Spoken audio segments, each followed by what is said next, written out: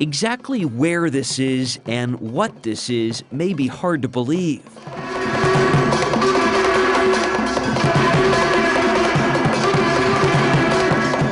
It's not Western Africa, but rather a gymnasium in the Bronx in New York City.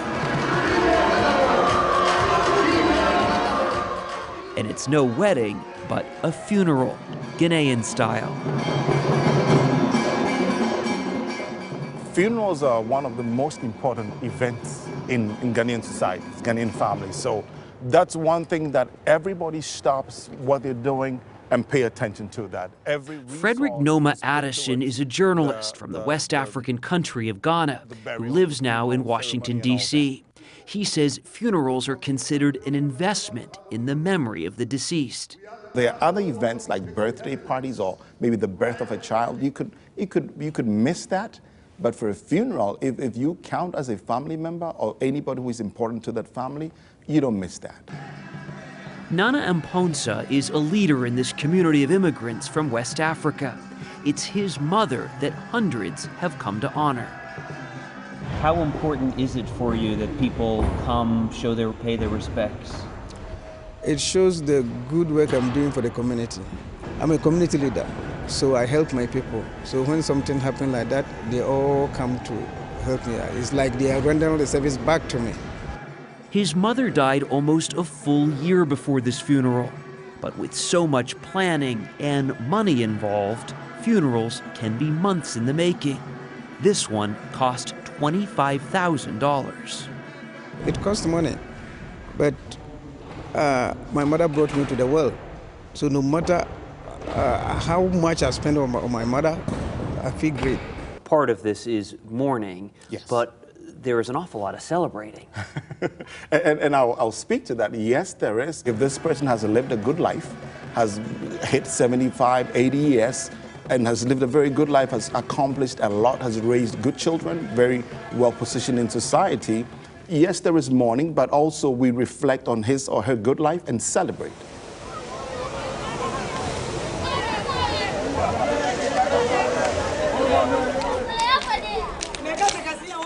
It's a celebration alive throughout this country of 25 million, where it doesn't take long to find a funeral.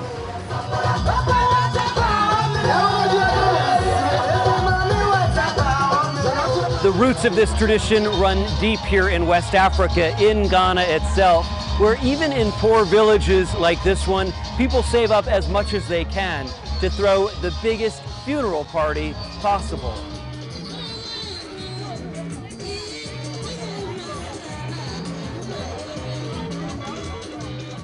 We went to a very small village in Ghana and saw a funeral where it appeared they didn't have a lot of money, but it was still a big production. Right, and I like the word production. It is a production. It's a way of honoring the deceased and honoring their family. So even if it's a poor family or they don't have too much, it's still honorable. It's done in an honorable way. And while a funeral lasts just a few hours, since eternity is, well, eternity, it's important to spend it in style. Which brings us to this coastal road in Ghana's capital city, Accra, where elaborate casket makers, really artists, have set up shop. How does it open? Just like that. And then you'd put the body right inside. Yes. People just call me and then they say, this is the shape I want. And then, you know, I just have to take into imagination what I have to do to make it look like reality. Eric Anong's imagination runs wild in his carpentry shop.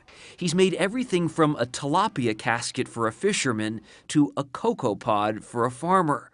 Coffins can reflect occupation, clan symbols, or just what the dead enjoyed most in life. People who are buried in this happens to be the head of a family. You know, it's a symbol for a particular clan. These colorful coffins are a special way that Ghanaians honor the departed. Funerals are a way to show off the money, the wealth, yes, the education. Yes. The bigger your funeral, yes, the more powerful you are. The more powerful you are.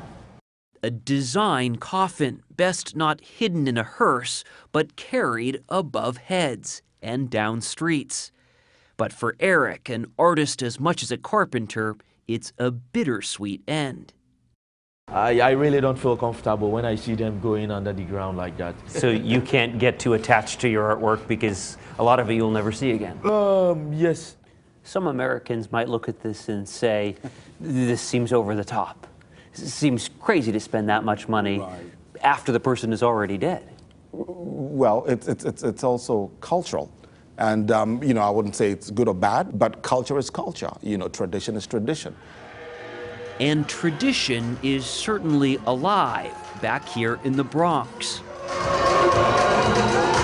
After all, it is the party of a lifetime.